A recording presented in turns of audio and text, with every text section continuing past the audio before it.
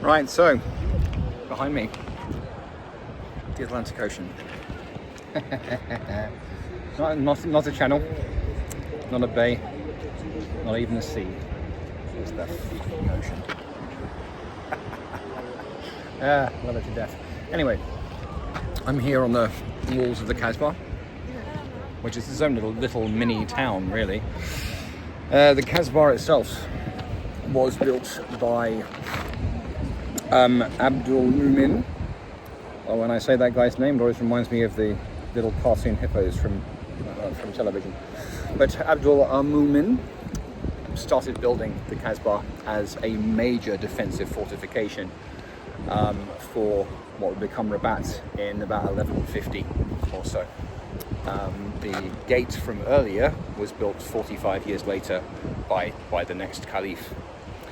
It's really quite an achievement, actually, because it is a hell of a defensive position, and it defends the Medina, which is of course called Rabat.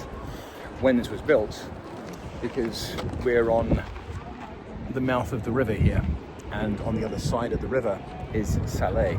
It's not Rabat, in the same kind of way as Porto, where the river bisects the land and its two different towns. It's quite a big town now, and quite a modern one. Look at that mini skyscraper there. But that really started developing after that time. Oh, what? And apparently they had like a platform here, and you would have semaphore as communication between the two, which is awesome. Yeah. This beach down here is also very fun. It's a beautiful beach. And I think because of the long arms of the harbour there, it's kind of created a surf beach, essentially.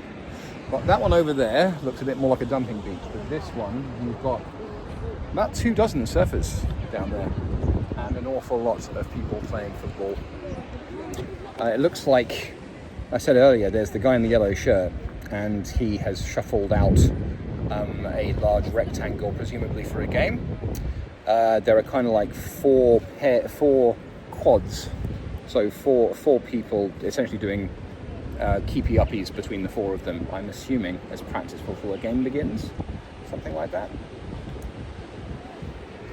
That beach over there looks a bit more hard ass. Yeah. I mean, I'm more of a kayaker than a surfer. I'm not that good at surfing at all. I mean, I'm good on a windsurfer. My dad taught me when I actually listened to the man. But I'm not that good at surfing. But I'm good in a kayak though, man. That would be fun. Anyway, so the tower there is the Great Mosque. Now, it's a shame that it is forbidden to non-Muslims.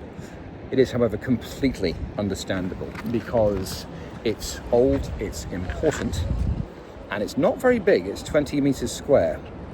So having a bunch of Western tourists, even those as knowledgeable and respectful as myself, I can understand why it's shut to them, to us.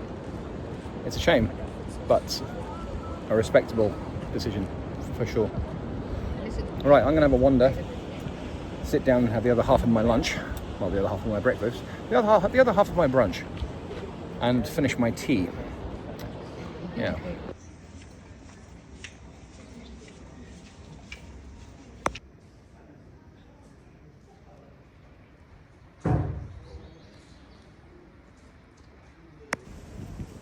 Cat tree. Dude, I'm not kidding, this tree is just covered in thorns. How they managed to negotiate this, I have no idea. Okay, dead end, and I want to get out of here because it's literally someone's kind of porch. But look at how narrow this is. It kind of comes in at the top, and my shoulders are almost touching the walls. Anyway.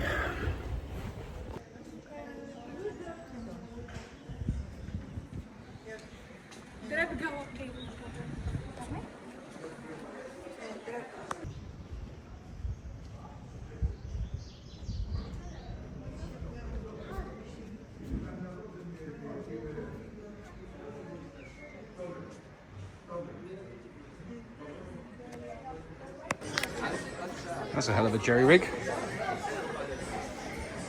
So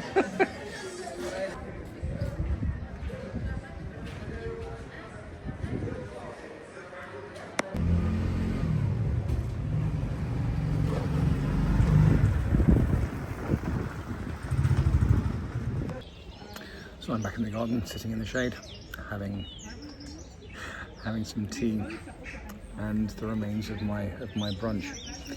One additional point that I discovered that I thought I might relate to you regarding the mosque at the centre of the Kasbah.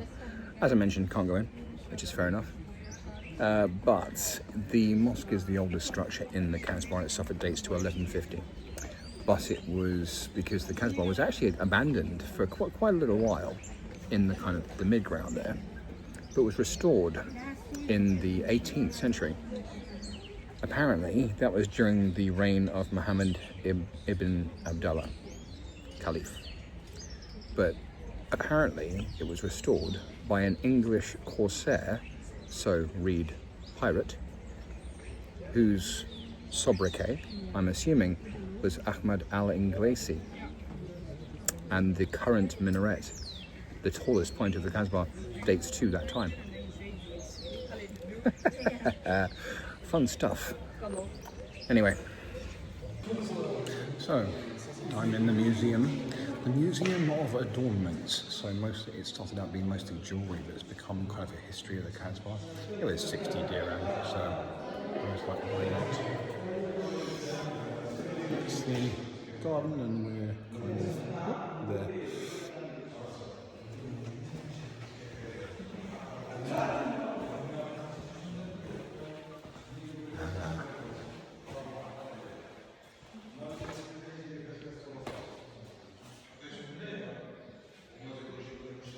Oh yes, so traditional Moroccan outfit, up to and including, of course, the robe that Obi-Wan wore in the OG Star Wars. The Alec Guinness robe is literally, I think he just bought around here and he wore it.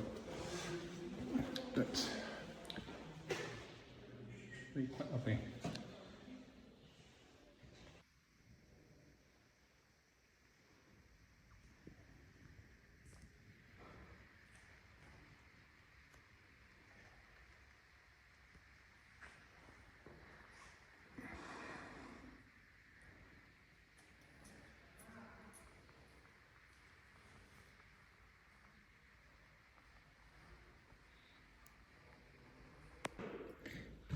Predictably enough, for those who know me or have watched my channel,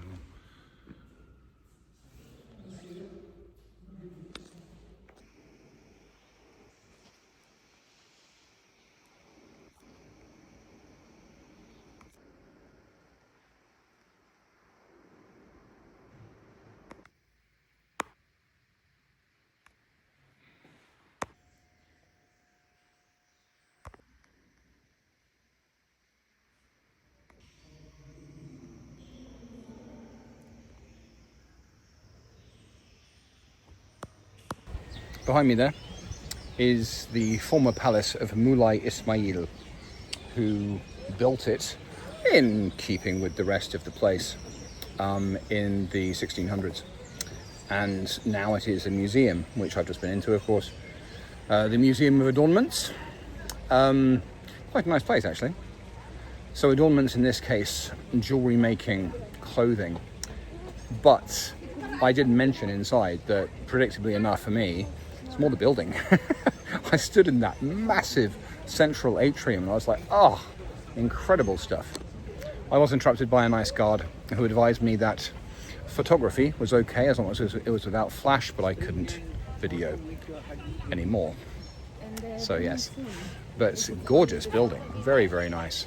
And if you come to Rabat and it's hot, because it's warm enough now, but in the summer it'll be baking, that museum would be like a fridge, which is very nice. It's a bit like Agnes in Prague, you know. Anyway, I'm gonna head back. I'm gonna buy myself some eggs. I think I might buy myself eggs and vegetables and things and just have boiled eggs with mayonnaise and some spices and some, you know, chopped up peppers and onions and things on the side. Some olive oil. I'm hungry now. Anyway.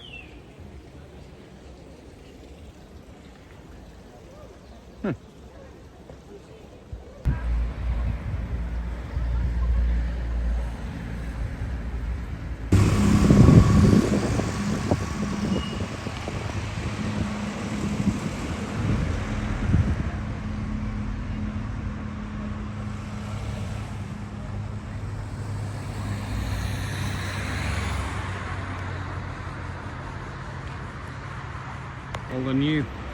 That is Hassan Tower on the right. I'm going there tomorrow. And a mini skyscraper. No idea what it is or what it's for on the left.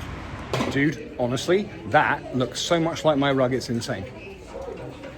Last time I was in Marrakesh, so 3 years ago. And if you go to Marrakesh, you have to buy a rug if you're going straight home. And so I went to the same place I always go, which is the Salahuddin Riyadh rug shop, which is an amazing place. I've been going there for 25 years, and I bought one about that size and brought it back. It's currently in storage, of course, but it's beautiful. That reminds me so much of home.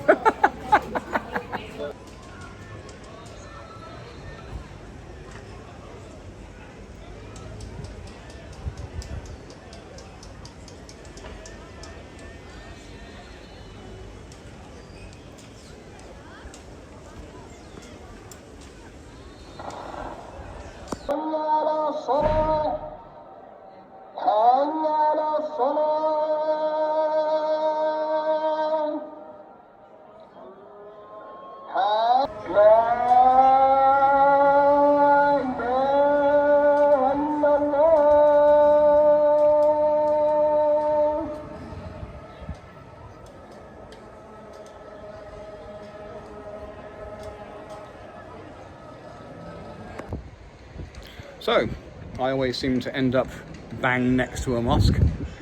And honestly, because as erudite people will know, prayers are the second pillar of Islam. The first being the declaration that there is no God but Allah and Muhammad is his prophet. The second pillar is praying 5 times a day. It's Fajr, Dur, I forgot what the late afternoon one is, Maghrib and Isha. So before dawn or around dawn, noon, late afternoon, sunset and nighttime. Muslims are supposed to pray at those times, and of course the times vary with the seasons. And always, of course, facing towards the Kasbah in Mecca. I must admit, man, the baby Jeff, the first time I ever went to Egypt, 30 years ago, 33 years ago.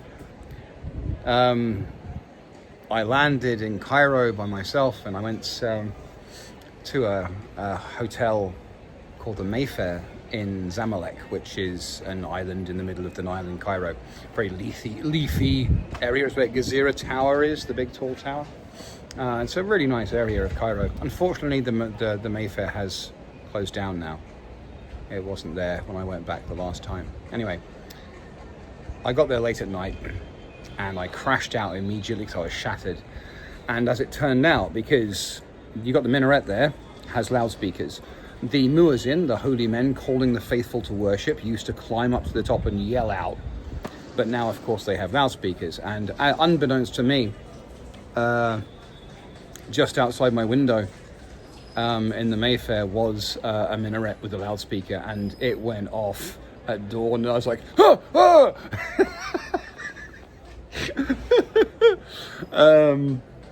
So I quickly learned that. But honestly, it becomes comforting, even to, non-Muslims such as myself. Anyway.